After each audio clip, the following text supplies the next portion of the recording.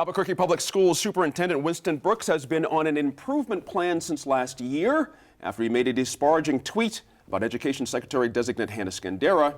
Now, this week, the APS board met in a closed session for 5 hours to talk about Mr. Brooks' performance, his contract, and disciplinary procedures.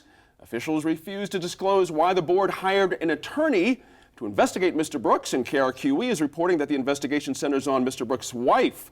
Now, as we take this on Thursday afternoon, the APS board is planning to meet again on this issue Friday morning.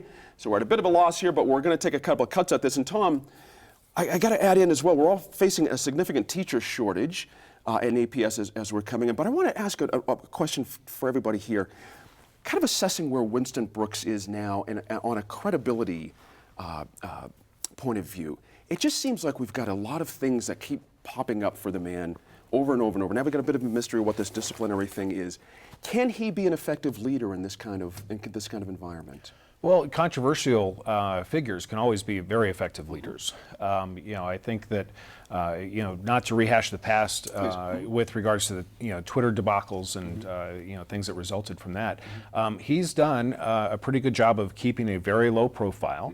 He's very zealous for the school district and for teachers. There are a lot of people that don't necessarily agree with his leadership style, and there are some in Santa Fe that I'm sure would love to see him out of here.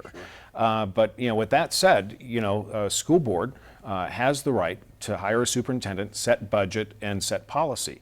And so, what we're seeing all unfold with this whole discussion of, what the board's rights are, they're clearly in their own rights, I think, to, really guide this conversation as it relates to doing, an investigation into the person that they hire. It's just it's a more detailed type of a formal job review. Absolutely.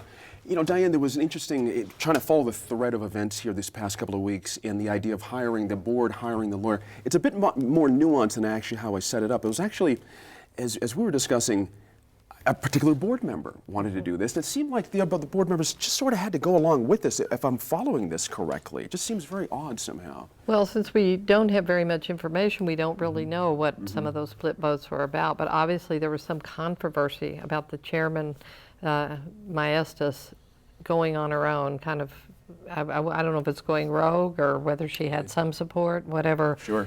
But she did hire them on her own, and that just seems, as somebody who served on boards from various places where he had fiduciary and personnel responsibilities, seems very odd to me that one person would have the ability to hire a lawyer. And she said it was because it was under $50,000, but do you really know that? Right. I mean, going in it might be under $50,000, but we have a lawyer here at the table. Right. Going out it may be, $150,000. That's right. So I think this whole discussion, while I know this is a personnel matter and there are legal issues around personnel matters that are very important in protecting those privacy rights, we're going to get to the bottom of it.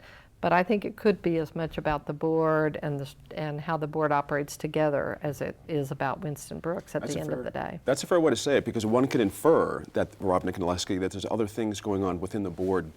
Yeah, I'm sure the man has his supporters, I'm sure he has his detractors, but it was interesting to me that he was lawyered up as well in the Monday meeting. Yeah. And it just seems like something is already moving down the road here. And called in sick twice this past week and hasn't talked to reporters. I think I agree with former Lieutenant Governor Dennis that you've got personnel issues here, but you've also got freedom of information issues as well. He's a public figure, and also it's not really fair to him. Let's say that he hasn't done anything wrong. Okay.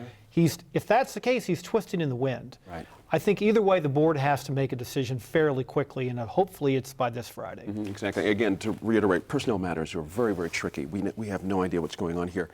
But just given the pieces at play here, again, when lawyers are in the room and everyone's talking officially, it just something doesn't feel quite right here. And I ask again, this question I asked Tom, is there a credibility issue here for the superintendent?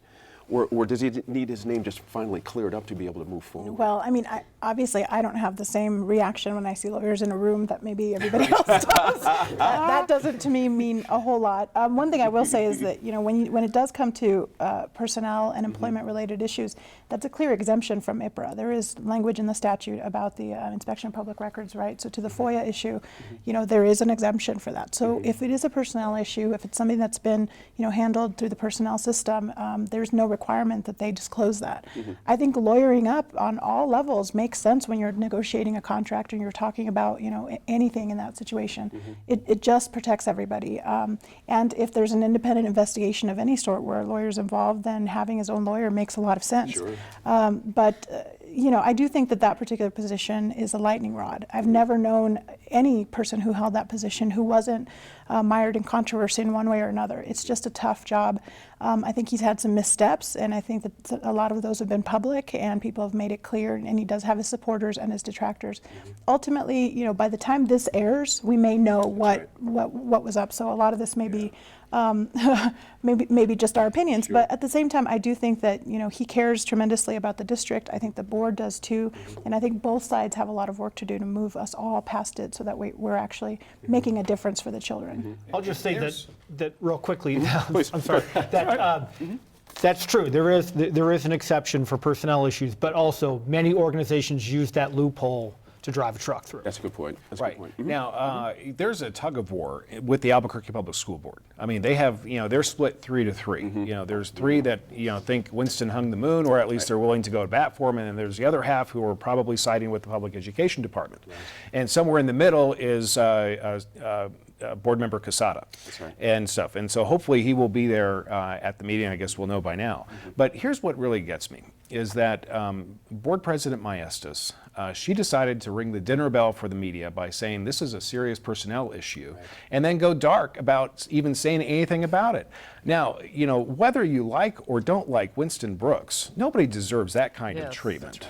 Nobody deserves that kind of treatment. And so I say shame on the Albuquerque Public School Board, and specifically its board leader, for, you know, really blowing this whole thing, and it could very well be in proportion, but blowing it out of proportion and really creating a lot of doubt where, you know, there really isn't that need for drama like that in this particular arena. That's a very good point. Coming up, we go on the clock.